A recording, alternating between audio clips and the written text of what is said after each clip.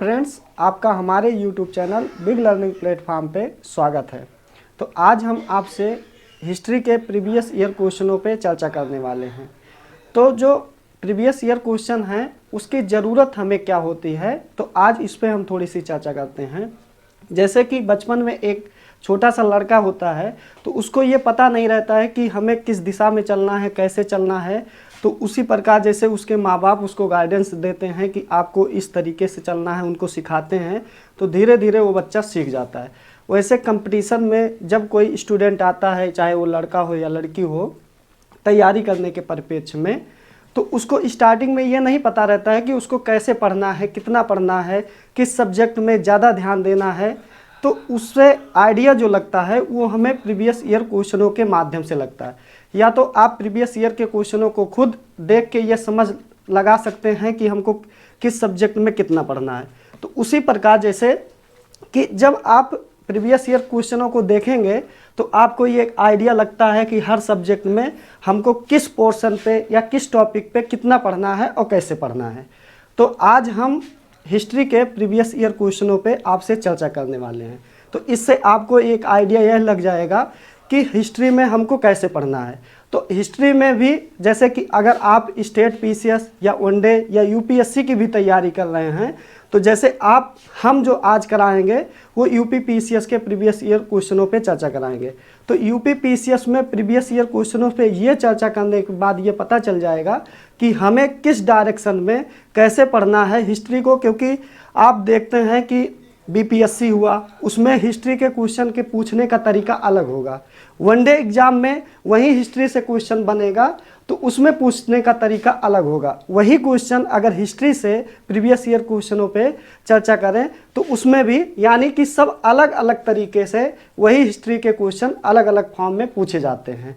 तो कहीं वो क्षेत्रीय चीज़ों को जोड़ के आपसे हिस्ट्री से पूछ रहा है, तो अगर आप पार्टिकुलर किसी स्टेट की, जैसे हम लोग यूपी पीसीएस पे चर्चा करने वाले हैं, तो उस पर पार्टिकुलर आपको कुछ क्वेश्चन हिस्ट्री के ऐसे दिखेंगे जो व्यक्तिगत उसी स्थान से जुड़े हुए हैं, तो वो क्वेश्चन आपको किसी अदर स्टेट पीसीएस में नहीं दिखेंगे। तो उसी प्रकार जब आप ये सारे जो हम 2012 से लेके 21 तक के या 22 तक के क्वेश्चन कराने वाले हैं प्रीवियस ईयर क्वेश्चन के, जब ये सारा प्रीवियस ईयर का क्वेश्चन सॉल्व कर लेंगे तो आपको एक मोटा मोटी आइडिया लग जाएगा कि हमको हिस्ट्री को कैसे पढ़ाना है। वो आप खुद भी कर सकते हैं या यहाँ पे आप अगर रेगुलर क्लास देखेंगे तो आपको आइडिया लग जाएगा कि हमें हिस्ट्री में कैसे पढ़ना है। तो चलिए आज से हम लोग 2012 का जो पेपर है यूपी पीसीएस का, उस पर हम चर्चा करने वाले हैं प्रीवियस ईयर क्वेश्चनों पे। जब ये प्रीवियस ईयर क्वेश्चन समाप्त हो जाएगा तो उस पर प्रॉपर तरीके से फिर क्लासेस भी चलेंगी। तो आपको इस प्लेटफॉर्म पे ही आपको क्लास भी मिल जाएंगी और प्रीवियस ईयर क्वेश्चन 2012 से 22 तक के भी साल दर साल के हिसाब से आपको क्वेश्चन मिल जाएंगे। तो चलिए आज से हम लोग प्रीवियस ईयर क्वेश्चन हिस्ट्री के साल 2012 के उस पर डिस्कस करने का प्रयास करते हैं। तो जो पहला क्वेश्चन है, आप इस तरीके के क्वेश्चन स्टेट पीसीएस में आपको खूब देखने को मिलते हैं। यानी कि दो सूचियां दी रहती हैं जिसमें से उसमें क्या कहता है कि सुम्मिलित करना रहता है कि नीचे दिए गए कूट जो है, जैसे आप देख रहे हैं सूची फर्स्ट ये है और सूची सेकंड ये है, उसमें से आपको कुछ स्थान दिए गए हैं जो सूची सेकंड से आपको उसको क्या करना है, मिलाना है। तो जो इस प्रकार के क्वेश्चनों में आसानी भी बहुत रहती है और कठिनाई भी बहुत रहती है, क्योंकि ये इंफॉर्मेशन बेस्ड क्वेश्चन है। अगर इसमें आपको भी एक भी इंफॉर्मेशन पता है तो क्वेश्चन को करने में थोड़ा आसानी हो जाती है। जैसे कि सूची फर्स्ट में दिया गया है मांडा। मांडा जो है ये स्पेशल 4 स्थानों के नाम दिए गए हैं कि कहाँ से वो संबंधित है, राजस्थान, हरियाणा या जम्मू कश्मीर, महाराष्ट्र। जैसे कि आपको पता है मांडा जो है, जो आप पढ़ते हैं सिंधु घाटी सभ्यता के बारे में,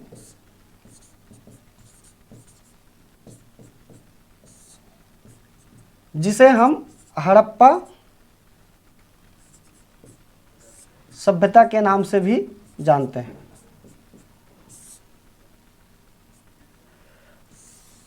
पार्टिकुलर उस स्थान पे जो मांडा है वो सिंधु घाटी सभ्यता का सबसे उत्तर का भाग था। तो वो कहाँ पे अवस्थित था?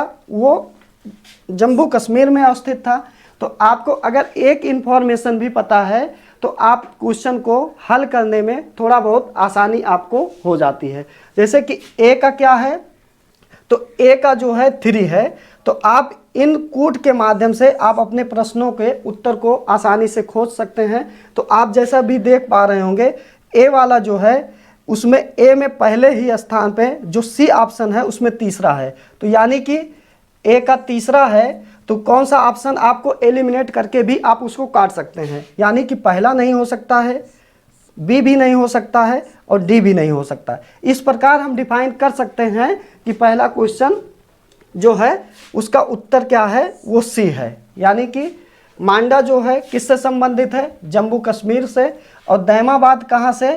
तो इसका संबंध जो था ये महाराष्ट्र में है, जो उस समय यानी सिंधु घाटी सभ्यता या हड़प्पा कालीन सभ्यता का क्या है, सबसे दक्षिण का पार्ट है। और साथ ही साथ कालीबंगा जो है वो किससे? वो राजस्थान से संबंधित है। और राखीगढ़ी जो है वो हरियाणा से संबंधित है। तो ए का क्या है? तीसरा है, बी का चौथा है और सी का पहला है और साथ ही साथ जो डी का है वो दूसरा है। तो इस प्रकार इसका उत्तर जो है वो सी ऑप्शन होगा। तो उस समय जो प्रमुख स्थान थे सिंधु घाटी सभ्यता के, कौन सा उत्तर का पार्ट था, वो भी हमारे परीक्षा के लिहाज से, हालांकि क्लास चलेगी तो उसमें बहुत विस्तृत तरीके से इस पर चर्चा की जाएगी, लेकिन अभी हाल फिलहाल में जो प्रमुख स्थान थे, उत्तर के स्थान को और दक्षिण के स्थान को, पूरब के स्थान को और पश्चिम के स्थान को हम मैप पे भी एक बार देखने का प्रयास करते हैं। तो जो सबसे उत्तर का सिंधु घाटी सभ्यता का, या जिसे हम हड़प्पा सिविलाइजेशन के नाम से जानते हैं, उसका जो सबसे उत्तर का भाग था वो कौन सा था? वो था मांडा। मांडा क्या था? उसका सबसे उत्तर का भाग था। और सबसे दक्षिण का जो भाग था, जो हम आपसे चर्चा किए, दैमाबाद, ये कहाँ पे स्थित था? ये था महाराष्ट्र में। ठीक। उत्तर का भाग जो था ये था जम्मू कश्मीर में। साथ ही साथ सुतकांगेंडो जो है ये आज के वर्तमान समय में ये कहाँ पे? पाकिस्तान में अवस्थित था। साथ ही साथ जो सबसे पूरब का भाग था, जिसे हम आलमगीरपुर के नाम से जानते हैं, ये आज वर्तमान भारत के उत्तर प्रदेश में अवस्थित था। यानी कि जो हड़प्पा कालीन सभ्यता थी उसके उत्तर के भाग को हम मांडा के नाम से जानते हैं, दक्षिण के भाग को हम, जो दैमाबाद है वो महाराष्ट्र में अवस्थित है, पूरब के भाग को हम आलमगीरपुर के नाम से भी जानते हैं जो भारत यानी यूपी में अवस्थित है। सुतकांगेंडो जो था वो आज के वर्तमान में पाकिस्तान में अवस्थित है, जो सबसे पश्चिम क्षेत्र था किसका? हड़प्पा कालीन सभ्यता का। तो चलते हैं नेक्स्ट क्वेश्चन पे।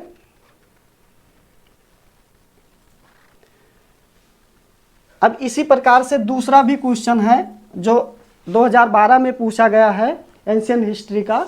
तो उसमें जो कुछ नदियां हैं, जो वैदिक नदियां थी, उनके आधुनिक नाम क्या पड़े बाद में, उससे संबंधित क्वेश्चन है। तो जैसे कुंभा जो है, आप जानते हैं कुंभा जो नदी थी उसको हम लोग काबुल के नाम से जानते हैं। तो आप अब ए का दूसरा है तो आप ऑप्शन में एलिमिनेट करके आप अपने उत्तर को या आंसर को फाइंड आउट कर सकते हैं। तो ए का दूसरा है, सिर्फ हम एक इंफॉर्मेशन के माध्यम से हमने अपने उत्तर को आसानी से पता कर लिया। इस प्रकार के क्वेश्चनों को हम इंफॉर्मेशन बेस्ड क्वेश्चन भी कहते हैं, कि थोड़े से इंफॉर्मेशन में भी हम क्वेश्चन को अपने आसानी से हल करने पा रहे हैं। तो कुंभा जो है वो काबुल की क्या है?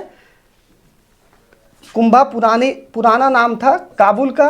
तो इस प्रकार से ए का दूसरा है, तो आप देख सकते हैं ए का जो दूसरा स्थान है वो बी में है, यानी कि पहला भी नहीं हो सकता है, सी भी नहीं हो सकता है और डी भी नहीं हो सकता है। तो इस प्रकार जो है आप अपने क्वेश्चनों को केवल एक इंफॉर्मेशन से आप क्वेश्चन को टैकल कर पा रहे हैं। तो इस प्रकार इसका उत्तर जो हो जाएगा बी हो जाएगा। तो और भी जो है बी का कहता है जो पारुनी है वो किसका नाम था, वो था रावी का।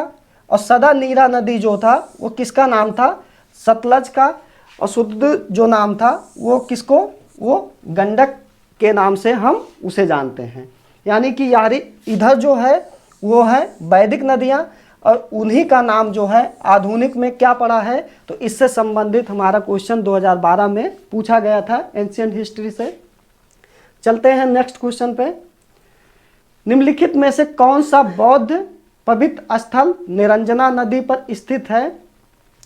तो बौद्ध स्थल, कई बौद्ध पवित्र स्थल हैं जिसे हम बोध गया के नाम से भी जानते हैं, कुशीनगर से के नाम से जानते हैं और लुम्बिनी नाम से। और साथ ही साथ एक अन्य स्थान के बारे में हम लोग पढ़ते हैं सारनाथ। तो इसमें जो है जो निरंजना नदी है ये कहाँ पे, ये आज वर्तमान में बिहार में अवस्थित है। और इसी के किनारे क्या है, जो बोध गया का जहाँ पे भगवान बुद्ध को ज्ञान की प्राप्ति हुई थी वो इसी नदी के किनारे यानी निरंजना नदी के किनारे ही अवस्थित था, जो आज वर्तमान में बिहार में है। और बोध गया इसी नदी के किनारे अवस्थित है और यहीं पे गौतम बुद्ध जी को क्या हुआ था, ज्ञान की प्राप्ति हुई थी। साथ ही साथ निरंजना नदी का आज जो आधुनिक नाम है वो क्या है, इसी को हम फाल्गु नदी के नाम से भी जानते हैं। ठीक। और फाल्गु नदी जो है अभी हाल फिलहाल में जो बिहार के जो सीएम हैं उनके द्वारा भारत के सबसे बड़े जो रबर बांध है उस पे क्या किया गया है, उसका उद्घाटन इसी नदी पे, यानी कि जो पुराना नाम था निरंजना नदी जिसका आज नाम है फाल्गु नदी, इसी पे भारत के सबसे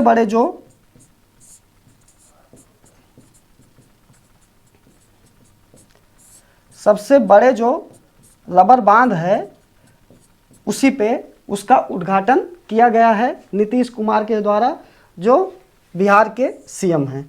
साथ ही साथ बोध गया में क्या हुआ था, तो बुद्ध को, जो गौतम बुद्ध थे उनको ज्ञान की प्राप्ति होती है।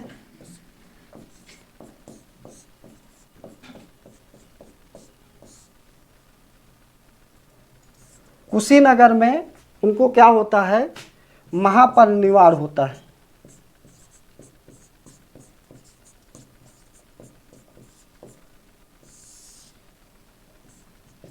(483 ईसा पूर्व में, यानी कि गौतम बुद्ध जी की जो मृत्यु हुई थी 483 ईसा पूर्व में हुई थी। कहाँ पे, कुशीनगर, जो आज वर्तमान में भारत के यूपी शहर में अवस्थित है। ठीक। लुम्बिनी में क्या था, तो लुम्बिनी में जो वर्तमान के नेपाल देश में है, वहाँ पे इनका 583 ईसा पूर्व के आसपास इनका क्या होता है, गौतम बुद्ध जी का जन्म होता है। तो ये 4 स्थान जो है ये गौतम बुद्ध जी से काफ़ी इम्पोर्टेंट है, जो विभिन्न परीक्षाओं में विभिन्न तरीके या क्वेश्चनों के माध्यम से हमसे पूछे जा चुके हैं। सारनाथ में उन्होंने अपना प्रथम क्या दिया था, उपदेश दिया था। तो इस प्रकार एक क्वेश्चन के माध्यम से आप कई क्वेश्चनों को, या जब भी इसकी क्लासेस चलेंगी तो बौद्ध धर्म को बहुत अच्छे या विस्तार पूर्वक हम लोग पढ़ेंगे। लेकिन अभी क्वेश्चन के माध्यम से तो आपके पास क्या है, बोध गया जो स्थान था वो निरंजना नदी पर, जिसे आज हम फाल्गु नदी के नाम से भी जानते हैं। और उसी नदी पे अभी भारत के सबसे बड़े रबर बांध का भी उद्घाटन किया गया है। कुशीनगर में गौतम बुद्ध जी का महापरिनिर्वाण होता है 483 ईसा पूर्व में, जो भारत के यूपी शहर में अवस्थित है, उसी को हम महापरिनिर्वाण के नाम से जानते हैं। साथ ही साथ लुम्बिनी में, जो आज वर्तमान में नेपाल देश में अवस्थित है, 583 ईसा पूर्व के आसपास इनका जन्म होता है। और सारनाथ में इन्होंने अपना प्रथम उपदेश दिया था गौतम बुद्ध जी ने। चलते हैं नेक्स्ट क्वेश्चन पे। निम्नलिखित युग्मों में कौन एक सही सुमेलित है? तो इसमें जो है कुछ पुस्तकों के नाम दिए गए हैं, उसमें से आपको ये बताना है कि कौन सा ऐसा एक युग्म है जो सुमेलित नहीं है। विद्यार्थी इसमें काफ़ी कंफ्यूजन में रहते हैं, उनको ये पता नहीं रहता, हड़बड़ाहट में जल्दी से पढ़ के उनको ये पता लगाने में कंफ्यूज हो जाते हैं कि नहीं पूछ रहा है या है। जैसे कि अब जो व्यक्ति पढ़ा है तो उसको लग रहा है कि यही सही है या ये भी सही है, ये भी सही है, क्योंकि इसमें 3 इन्फॉर्मेशन सही है, एक इन्फॉर्मेशन जो गलत है वही आपसे पूछा जा रहा है। तो कपूर मंजरी जो है पुस्तक, इसके जो लेखक हैं ये हर्ष नहीं थे, ठीक है ना। यही आपसे पूछा जा रहा है कि कौन सा एक युग्म सुमेलित नहीं है। तो कपूर मंजरी जो है, जो आप गुज्जर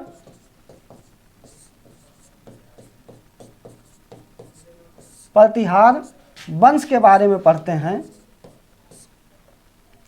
उन्हीं के राज दरबारी जो कवि थे,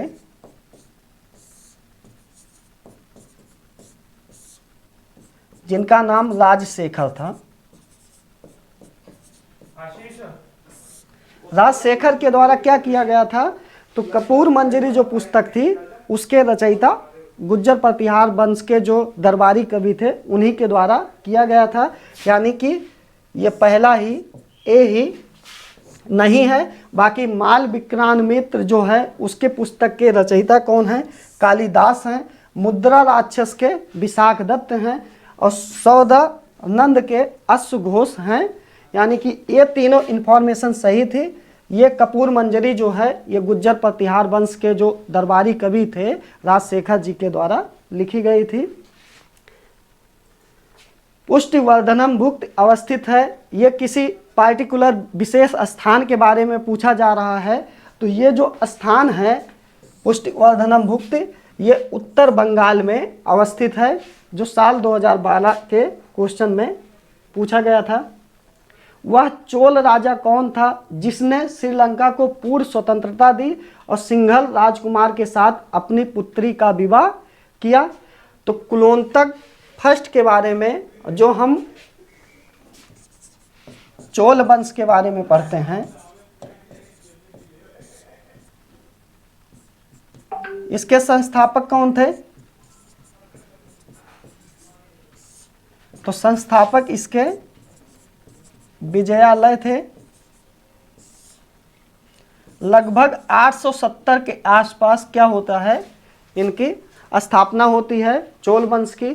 तो उसी चोल वंश के बारे में क्वेश्चन पूछा जा रहा है, यानी वह कौन सा राजा था जिसने श्रीलंका को पूर्ण स्वतंत्रता दी और सिंघल राजकुमार के साथ अपनी पुत्री का विवाह भी किया? तो चोल वंश के जो शासक थे कुलोत्तक फर्स्ट के द्वारा ही किया गया था। और चोल वंश के संस्थापक जब हम हिस्ट्री को पढ़ेंगे तो दक्षिण भारत के इतिहास को भी हम पढ़ेंगे, क्योंकि यहाँ से विभिन्न परीक्षाओं में क्वेश्चन काफ़ी पूछे जाते हैं। तो इस वंश के बारे में या दक्षिण भारत के इतिहास को भी हम लोग गहराई से अध्ययन करने वाले हैं। ये अन्य संस्थापक हैं जैसे कि राजेंद्र प्रथम, अधिराजेंद्र और राजा धीराज, ये भी किससे संबंधित हैं?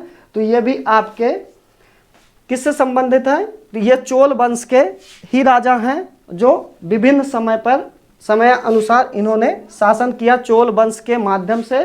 तो अब हम आगे नेक्स्ट क्वेश्चन पे चर्चा करते हैं। निम्नलिखित में से कौन महाभारत के तेलुगु अनुवादों के लिए विख्यात है?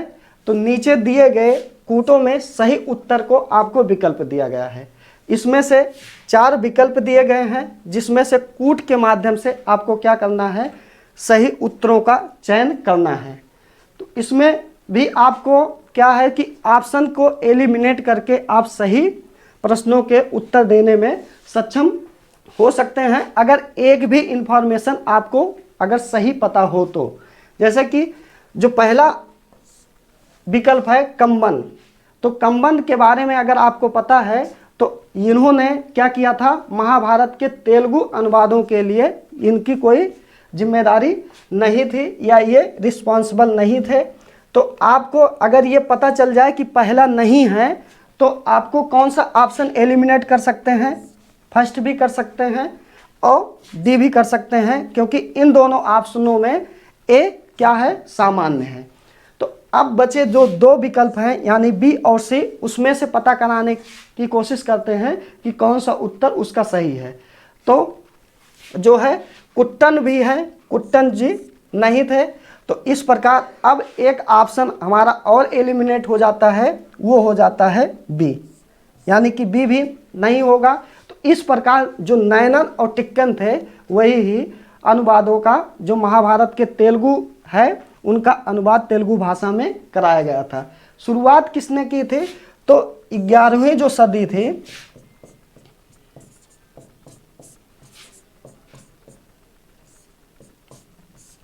11वीं सदी में जो है महाभारत के तेलुगु अनुवादों की शुरुआत करने के लिए जो रिस्पॉन्सिबल थे वो नैनन के द्वारा किया गया था और 13वीं शताब्दी के आसपास टिक्कन के द्वारा ही महाभारत का जो था अनुवाद जो है वो तेलुगु भाषा में किया गया था टिक्कन के द्वारा। तो चलते हैं नेक्स्ट क्वेश्चन पे। जो अशोक का समकालीन तुर्मय कहाँ का राजा था, तो इस तरीके के भी क्वेश्चन पूछे जाते हैं हमारे परीक्षा में, क्योंकि जो भारत था वहाँ पे कई देशों के साथ उसका व्यापार भी होता था। तो समकालीन जो प्रमुख राजा होते थे तो उनके समकालीन क्वेश्चन पूछने का भी एक वो है। तो उसमें क्या है कि ये अशोक के समकालीन जो राजा है उसके बारे में पूछा जा रहा है कि तुर्मय कहाँ का राजा था। तो तुर्मय जो है वो मिस्र का राजा था, जो आज वर्तमान में दक्षिण अफ्रीका जो महाद्वीप है वहीं के देश मिस्र, जिसे हम इजिप्ट के नाम से भी जानते हैं, तो तुर्मय वहाँ का राजा था जो अशोक के समकालीन था। निम्नलिखित में से कौन से संगम पत्तन जो है यानी कि बंदरगाह जो है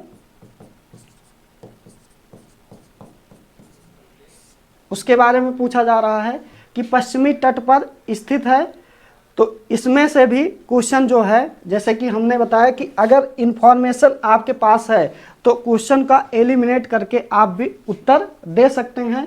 तो कौरको जो है ये जो संगम दक्षिण भारत का इतिहास हम जब पढ़ेंगे तो उसमें विस्तृत हम अध्ययन करने वाले हैं संगम वंश के बारे में। तो संगम जो है वो कौरके का नहीं था।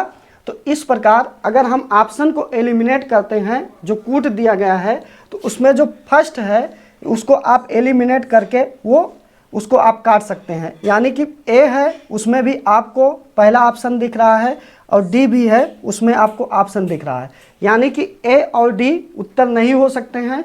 अब उसके आगे भी हम देखने का प्रयास करते हैं कि बी और सी में एक इसका क्या है उत्तर है, लेकिन अभी जो सेकंड ऑप्शन दिए गए हैं, विकल्प दिए गए हैं, फुहार जो है वो भी क्या था, वो संगम पत्तन नहीं था, यानी वो भी बंदरगाह नहीं था संगम का वंश का।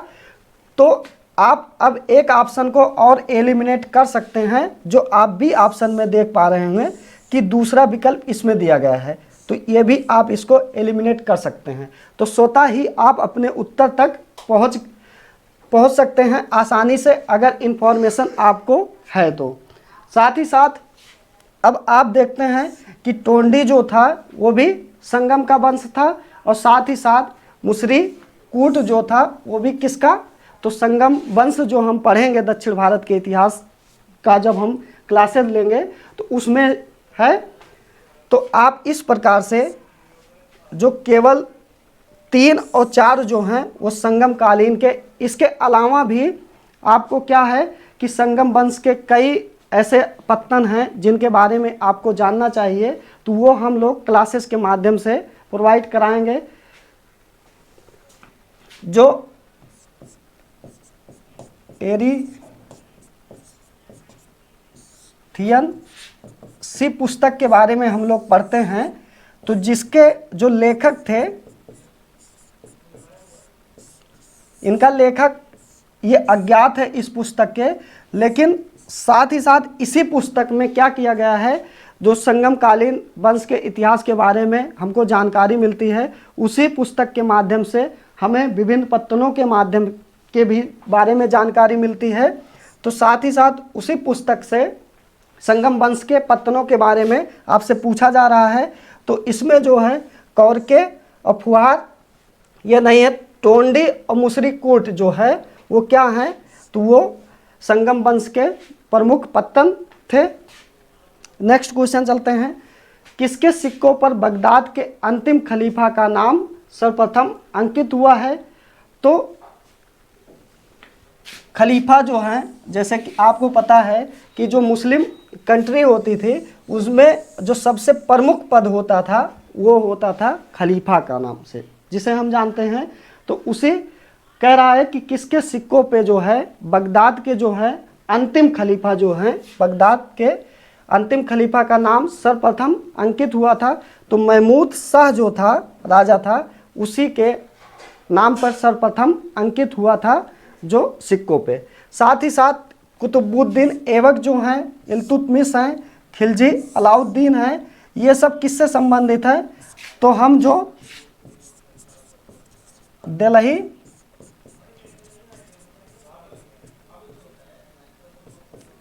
दिल्ली डायनेस्टी के बारे में जब हम लोग विस्तृत चर्चा करेंगे तो उसमें से हम कुतुबुद्दीन ऐबक, इल्तुतमिश, खिलजी, अलाउद्दीन के बारे में हम लोग इस पर विस्तृत चर्चा करेंगे वो क्लास के माध्यम से। या आपको ये भी पता लगा पा रहे होंगे कि हमें दिल्ली डायनेस्टी इतिहास में पढ़ना इम्पोर्टेंट है, क्योंकि यहाँ से भी क्वेश्चन पूछे जा रहे हैं।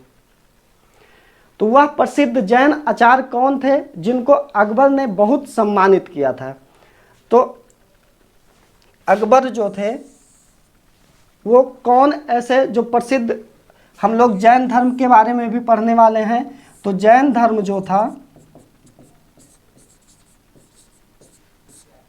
जैसे कि आपको पता है कि कुल इसमें 24 तीर्थकर थे। जो प्रथम थे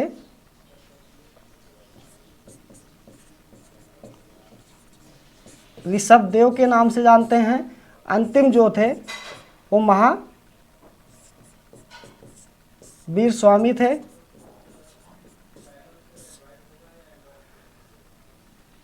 साथ ही साथ उसी में से ये पूछा जा रहा है कि प्रसिद्ध जैन आचार्य कौन थे जिनको अकबर, जो किससे संबंधित थे, मुगल काल से।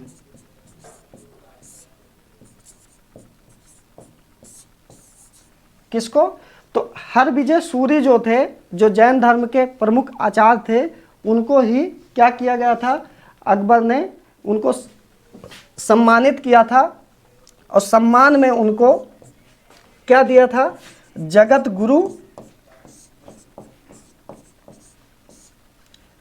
गुरु की उपाधि दी थी। किसने,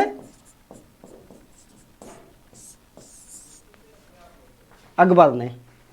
अकबर का जो शासनकाल है वो आपको 1556 से 1605 तक था। और इन्हीं के शासनकाल में पानीपत का जो द्वितीय युद्ध था वो भी लड़ा गया था। तो प्रसिद्ध जैन आचार्य को इन्होंने क्या किया था, प्रसिद्ध जैन आचार्य को इन्होंने काफ़ी सम्मानित किया था अपने दरबार में बुला के। और साथ ही साथ इनको जगत गुरु की उपाधि भी दी गई थी अकबर के द्वारा, हरविजय सूरी जो जैन आचार्य थे। निम्नलिखित में से कौन जहांगीरी चित्रकार थे। तो नीचे दिए गए कूट का सही उत्तर करके आपको बताना है। इसमें भी आप वही मेथड, वही तरीका अपना सकते हैं कि अगर इंफॉर्मेशन है तो आप सही चीज़ों को आप फाइंड आउट कर सकते हैं।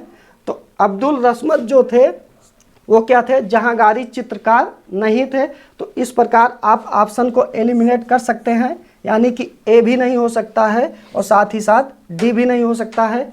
अन्य क्वेश्चनों पे अगर हम चर्चा करें तो अबुल हसन जो हैं ये क्या हैं, ये संबंधित थे जहांगीरी चित्रकार से, और साथ ही साथ अकादीजा जो थे वो भी संबंधित थे, और मीर सैयद जो थे अलीकुट ये संबंधित नहीं थे जहांगीरी चित्रकार। और तो इस प्रकार अगर हम देखें तो दूसरा और तीसरा ऑप्शन जो है वही हमारा सही विकल्प होगा। तो यानी कि बी में दूसरा और तीसरा ऑप्शन सही है, तो इसका यही सही उत्तर है। साथ ही साथ जहांगीरी जो है ये जब हम लोग मुगल काल के बारे में पढ़ेंगे तो अकबर के बाद क्या आते हैं, जहांगीर आते हैं। इससे पहले कौन आते हैं, हुमायूं, बाबर। इस प्रकार काल क्रम चलता है। तो अकबर कौन थे, ये इनके लड़के थे, और जहांगीर कौन थे, तो वो अकबर के लड़के थे। तो इस प्रकार हम, तो इसका जो है जहांगीरी चित्रकार कौन थे, तो अकादीजा और अबुल हसन जहांगीरी चित्रकार संबंधित थे मुगल वंश के। औरंगजेब की मृत्यु के समय मराठा नेतृत्व किसके हाथों में था, तो ताराबाई जो थी उन्हीं के हाथों में। औरंगजेब की मृत्यु के बाद, औरंगजेब की मृत्यु कब होती है, तो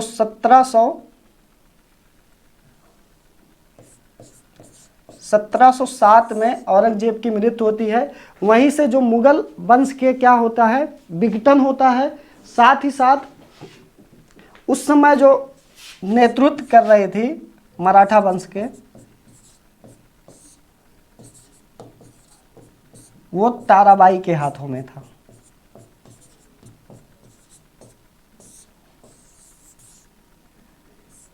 और 1761 की जो लड़ाई होती है, पानीपत की तृतीय जो लड़ाई जिसे हम जानते हैं, थर्ड बैटल ऑफ पानीपत में क्या होता है, मराठा और मोहम्मद शाह अब्दाली के बीच में पानीपत की तृतीय लड़ाई होती है, जिसमें क्या होता है, मराठा वंश पूरी तरीके से ख़त्म हो जाता है। तो 1707 में औरंगजेब की मृत्यु होती है। उस समय मराठा वंश की जो नेतृत्व करता थी वो कौन थी, ताराबाई थी। और 1761 की लड़ाई में, जिसे हम बैटल ऑफ पानीपत जानते हैं थर्ड के नाम से, उसमें मराठा वंश का पूरी तरीके से सफाया होता है मोहम्मद शाह अब्दाली की, जिसमें जीत होती है। नेक्स्ट क्वेश्चन पे चलते हैं। राम मोहन राय को राजा की उपाधि किसने दी थी, अकबर सेकंड ने क्या दी थी, राजा राम मोहन राय को, जो एक समाज सुधारक थे, उनको राजा की उपाधि दी गई थी। किसके द्वारा, अकबर सेकंड के द्वारा। इन्हीं का प्रतिनिधित्व करने के लिए ये ब्रिटेन में या लंदन में जाते हैं। तो उसी समय राजा राम मोहन राय को राजा की उपाधि दी जाती है। राजा राम मोहन राय जो हैं, इनसे प्रमुख कुछ फैक्ट जो हैं, इन्होंने ब्रह्म समाज के बारे में जो हम लोग पढ़ते हैं की स्थापना करते हैं, या संस्थापकों में से प्रमुख व्यक्ति थे राजा राम मोहन राय। कब होता है, 1828 में। 1929 में इन्होंने सती प्रथा का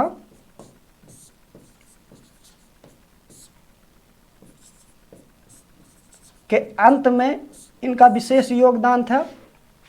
सती प्रथा का अंत किसके समय, तो जो लॉर्ड विलियम बेंटिंक थे उन्हीं के समय सती प्रथा को अंत कर दिया गया था। सती प्रथा हमारे समाज की बहुत खराब एक व्यवस्था थी, जिसमें उनके पति के मर जाने के बाद उन्हीं पति के ऊपर जिंदा औरतों को लिटा के जला दिया जाता था। तो उसी प्रथा को समाप्त करने में राजा राम मोहन राय की काफ़ी भूमिका होती है। यह एक प्रमुख समाज सुधारक थे, जिन्होंने ब्रह्म समाज की भी स्थापना 1828 में की थी।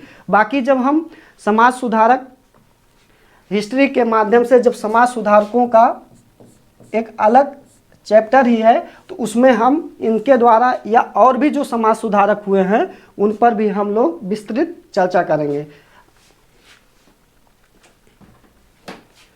निम्नलिखित कॉलेजों में सर्वप्रथम किसकी स्थापना हुई थी? तो हिंदू कॉलेज की स्थापना भी का श्रेय जो जाता है वो किसे? तो राजा राम मोहन राय के द्वारा ही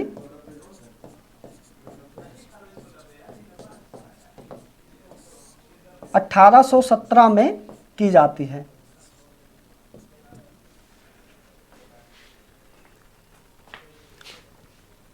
दिल्ली कॉलेज की स्थापना कब होती है?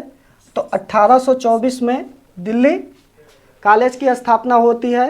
मेयो कॉलेज की स्थापना कब होती है? 1875 में होती है। मुस्लिम एंग्लो ओरिएंटल कॉलेज की स्थापना कब होती है? तो ये भी 1875 में ही होती है। तो इसमें सर्वप्रथम पूछ रहा है, तो सर्वप्रथम हिंदू कॉलेज की स्थापना जो कलकत्ता में होती है, जो डेविड हेयर के साथ मिलके राजा राम मोहन राय के द्वारा किया जाता है। हिंदू कॉलेज की स्थापना कलकत्ता में डेविड हेयर के साथ कब होता है? 1817 में।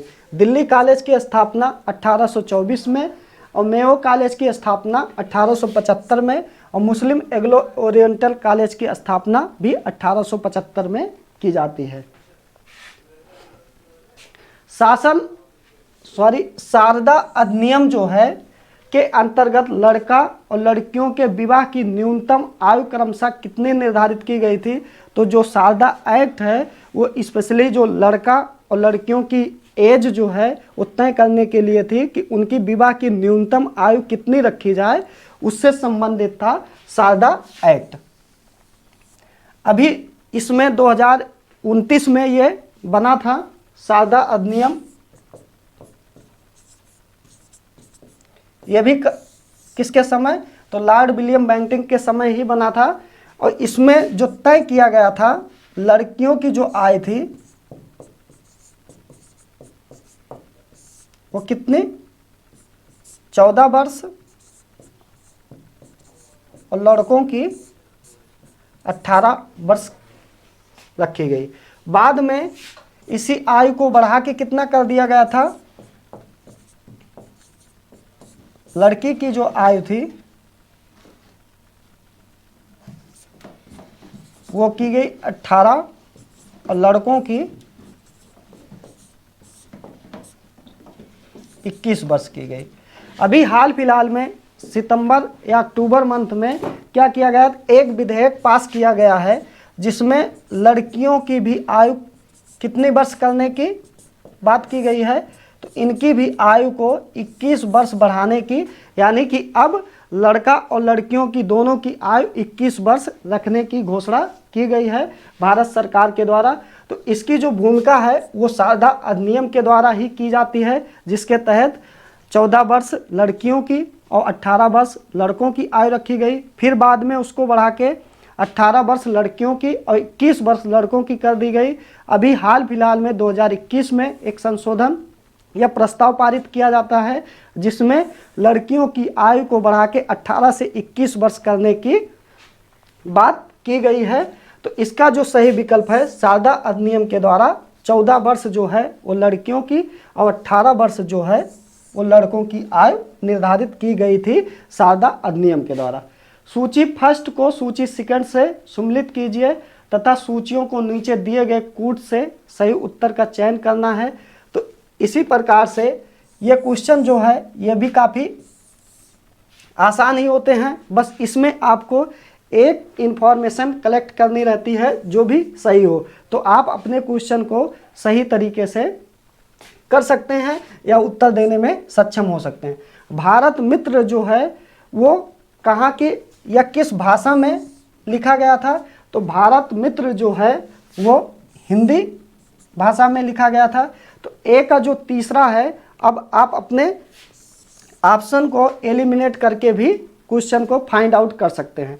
तो जैसे कि आप देख पा रहे होंगे ए में तीसरा जो है पहले में भी नहीं है, दूसरे में भी नहीं है और डी में भी नहीं है, यानी कि सी जो है, सी में ही एक इंफॉर्मेशन से हम अपने क्वेश्चन को आसानी से करने में सक्षम हो जाते हैं। साथ ही साथ बी जो है यानी कि लास्ट मत जो है वो किस भाषा में था, मराठी में था, और जो प्रजामित्र था वो किससे, वो गुजराती में, और नायक जो है वो बंगाली में लिखा गया था।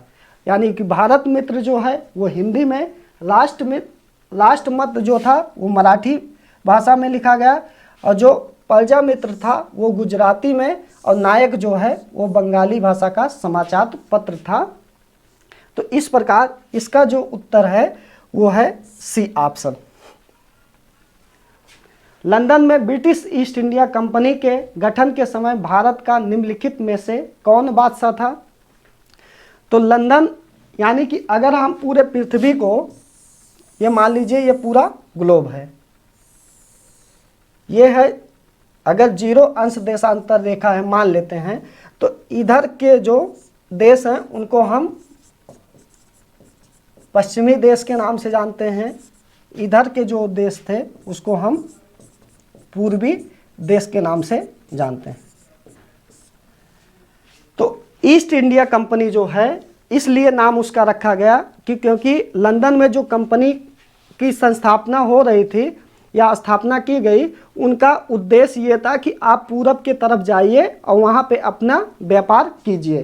तो इसीलिए इसका नाम क्या किया गया था, ईस्ट इंडिया कंपनी रखा गया। ऐसा नहीं कि केवल जो ब्रिटिश ईस्ट इंडिया कंपनी थे, बाकी जो भी, चाहे वो डच आते हैं या फ्रांसीसी आते हैं या पुर्तगाली आते हैं, सभी को पूरब की तरफ ही व्यापार करने के लिए ये कंपनी की स्थापना की जाती है। तो स्पेशली ये पूछा जा रहा है ब्रिटिश ईस्ट इंडिया कंपनी के बारे में। तो वैसे तो सबसे पहले पुर्तगाली आए थे 1498 में, लेकिन ये ब्रिटिश ईस्ट इंडिया कंपनी के बारे में पूछा जा रहा। तो इसकी स्थापना जो होती है वो 1599 में उसकी स्थापना होती है।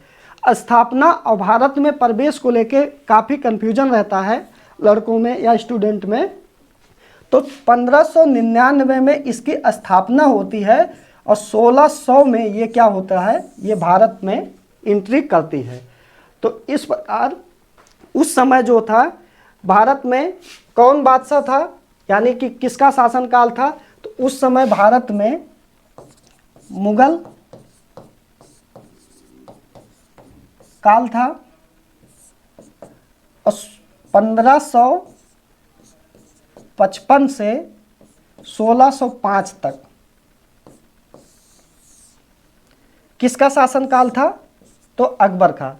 इसी समय जो ब्रिटिश ईस्ट इंडिया कंपनी थी वो भारत में अपनी एंट्री करती है। तो इसी प्रकार इसका उत्तर जो है वो क्या होगा, अकबर माना जाएगा। अकबर का जो बचपन का नाम था क्या था, जलालुद्दीन था, जलालुद्दीन मोहम्मद था। इन्होंने ही पानीपत का जो सेकेंड युद्ध था वो इनके द्वारा लड़ा गया था। तो इस युद्ध में क्या था, किनके बीच, अकबर और हेमू के बीच में लड़ा गया था, जिसमें अकबर क्या होता है, अकबर की विजय होती है और हेमू की हार होती है। साथ ही साथ जब हम मुगल वंश पे चर्चा करेंगे तो और विस्तृत तरीके से हम लोग मुगल वंश को पढ़ने वाले हैं। बस आपको मुगल वंश भी पढ़ना है, ये ज़रूरी है आपकी परीक्षा के लिहाज से। 19वें जो क्या है, राष्ट्रीय नेता कौन थे जो 1925 में सेंट्रल लेजिस्लेटिव असेंबली के अध्यक्ष निर्वाचित हुए हैं। तो स्पेशली ये क्वेश्चन क्या पूछा जा रहा है, स्वराज पार्टी से। क्यों पूछा जा रहा है कि स्वराज पार्टी की जो स्थापना होती है 1923 में, जो संस्थापक कौन थे, संस्थापक थे मोतीलाल नेहरू, साथ ही साथ सियाल दास और विट्ठल भाई पटेल। इनके द्वारा क्या किया जाता है, स्वराज पार्टी जो है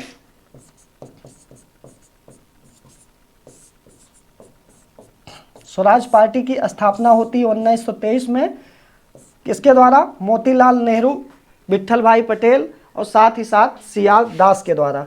तो 1923 में जब ये चुनाव में पार्टिसिपेट करते हैं तो उस समय जो सेंट्रल की सीटें थी 101 जो सीटें निर्धारित की गई थी उसमें से 41 सीटों पे जो स्वराज पार्टी थी उनके द्वारा जीत हासिल की जाती है। तो उसी समय जो थे विट्ठल भाई पटेल जी को क्या किया जाता है, सेंट्रल असेंबली के अध्यक्ष के रूप में इनकी नियुक्ति होती है।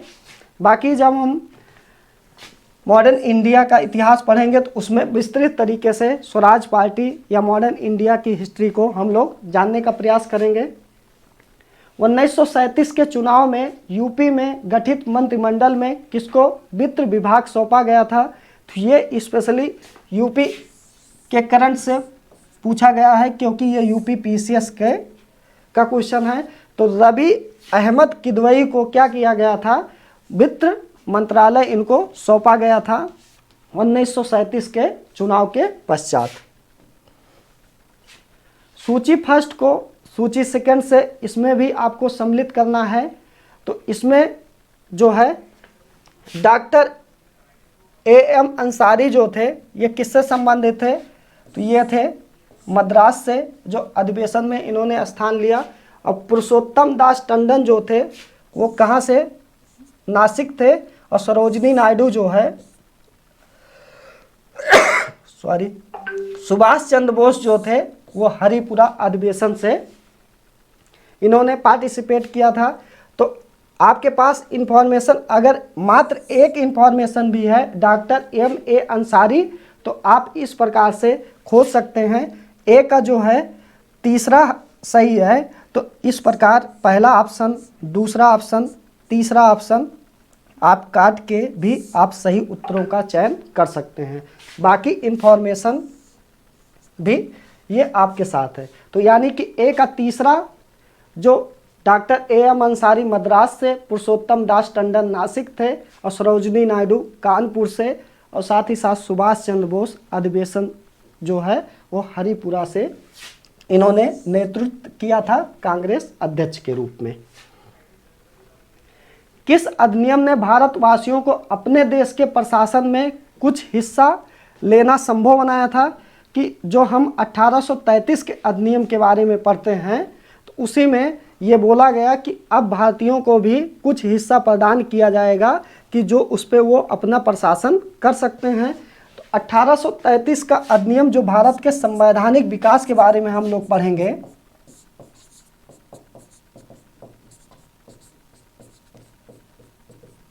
भारत का संवैधानिक विकास जो है जिसमें सबसे पहला जो एक्ट आता है 1773 का, जिसे हम रेगुलेटिंग एक्ट के नाम से जानते हैं। 1784 का एक्ट आता है जिसे हम पिट्स इंडिया एक्ट के नाम से जानते हैं। उसी प्रकार 1813 का चार्टर एक्ट आता है। फिर 1833 का आता है, 1853 का आता है, फिर 1858 में क्या होता है, प्रथम स्वतंत्रता संग्राम होता है। वहीं से पूरा फिर से क्या हुआ जाता है, संविधान उनका जो था वो बदला जाता है। पूरी तरीके से कंपनी का जो शासन था समाप्त करके ब्रिटिश क्राउन जो थी वो अपने नियंत्रण में ले लेती है। तो 1833 के ही अधिनियम में ये बोला गया था कि अब भारतीयों को भी कुछ हिस्सा प्रदान किया जाएगा, उस पर वो अपना प्रशासन कर सकते हैं। 1833 के अधिनियम में ही जो इससे पहले के जो अधिनियम थे 1813 में, जिसमें ये बोला गया था कि कंपनी जो है चीन और चाय को छोड़ के बाकी हर चीज़ों पे जो नियंत्रण है वो किसका था, ब्रिटिश क्राउन का, या वहाँ पे जो सरकार थी ब्रिटिश की उनका था। लेकिन 1833 के अधिनियम में पूरी तरीके से यानी चीन और चाय को भी समाप्त करके पूरी तरीके से व्यापार का नियंत्रण ब्रिटिश क्राउन अपने हाथों में ले लेता। इसको भी हम लोग बहुत अच्छे तरीके से पढ़ेंगे, भारत के संवैधानिक विकास को भी। प्रथम महायुद्ध जो था, जिसे हम प्रथम विश्व युद्ध के नाम से जानते हैं, ये कब हुआ था, 1414 से 1914 से 1918 तक लड़ा गया था, जिसे हम प्रथम विश्व युद्ध के नाम से जानते हैं। तो उस समय जो अंतरिम सरकार बनी थी, जिसके प्रेसिडेंसी कौन थे, राजा महेंद्र प्रताप थे, वो कहाँ से संबंधित थे, तो वो अफगानिस्तान से संबंधित थे।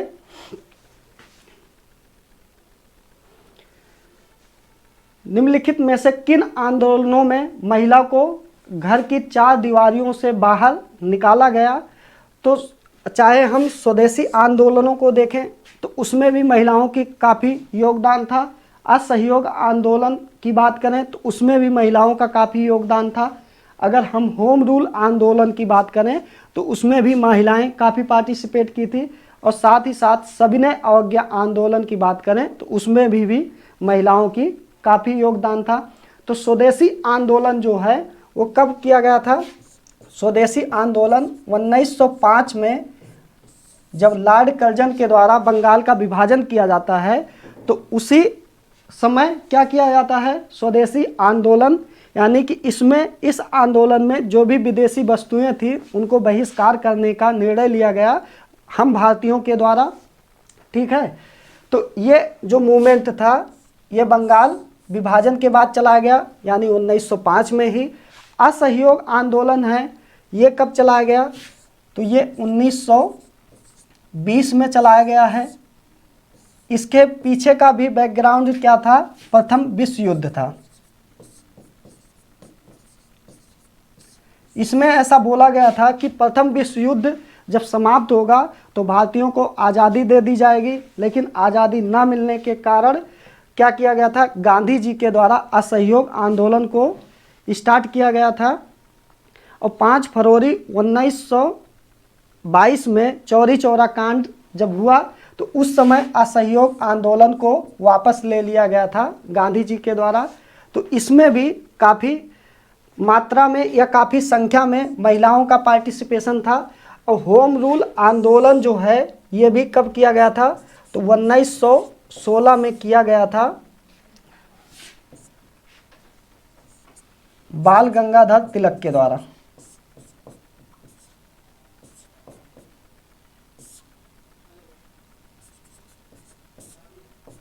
तिलक के द्वारा इस आंदोलन को पुणे से स्टार्ट किया गया था। साथ ही साथ सविनय अवज्ञा आंदोलन जो है ये 1930 में स्टार्ट किया गया था। इसमें भी महिलाओं का काफ़ी योगदान था। इस आंदोलन को हम नमक सत्याग्रह के नाम से भी जानते हैं। साथ ही साथ इसे दांडी आंदोलन के नाम से भी जानते हैं, क्योंकि सविनय अवज्ञा आंदोलन के पूर्व ही इन्होंने यानी गांधी जी ने नमक सत्याग्रह किया था और दांडी आंदोलन के द्वारा ही नमक वहां पहुंच के नमक सत्याग्रह को यानी नमक कानून को तोड़ा था 1930 में। तो इन सब में क्या था कि महिलाओं का विशेष योगदान था, यानी कि भरपूर मात्रा में महिलाओं ने इसमें अपना पार्टिसिपेशन दिया था। तो इस प्रकार हम देखते हैं इस क्वेश्चन के आंसर को, तो पहला भी सही है, दूसरा भी सही है, तीसरा भी सही है और चौथा भी सही है। तो इस प्रकार 1, 2, 3 एवं 4 यानी कि सभी विकल्प इसमें सही हैं। तो साल 2012 के जो प्रीवियस ईयर क्वेश्चन थे हिस्ट्री के, उसको हमने एक एक क्वेश्चन करके, चाहे वो एंशिएंट हिस्ट्री के हो, चाहे वो मिडिवल हिस्ट्री के हों और चाहे वो मॉडर्न हिस्ट्री को हों, सब क्वेश्चनों को हमने एक एक करके देख लिया। इसी प्रकार 2013 के, 14 के और 2022 तक के क्वेश्चनों को हम देखेंगे। जब ये क्वेश्चन प्रीवियस ईयर के क्वेश्चन समाप्त हो जाएंगे तो प्रॉपर तरीके से फिर हमारी क्लासेस चलेंगी। तब तक आपको काफ़ी ये आइडिया लग जाएगा कि हमको हिस्ट्री को किस तरीके से पढ़ना है, चाहे वो स्टूडेंट पुराना हो या नया हो, जो कंपटीशन के क्षेत्र में आ रहा है तो उसको प्रीवियस ईयर क्वेश्चन को ज़रूर देखना चाहिए। उसी से वो आइडिया लगता है कि आपको कितना पढ़ना है, कैसे पढ़ना है, किस टॉपिक पे ज़्यादा ध्यान देना है और किस टॉपिक पे कम ध्यान देना है, ये सब चीज़ें ज़रूरी होती हैं और ये जानकारी हमको प्रीवियस ईयर क्वेश्चनों के माध्यम से ही पता चलती हैं। तो आपको हमारा यह वीडियो कैसा लगा, कमेंट बॉक्स में अपनी प्रतिक्रिया ज़रूर दें। आपको हमारा यह वीडियो देखने के लिए बहुत बहुत धन्यवाद।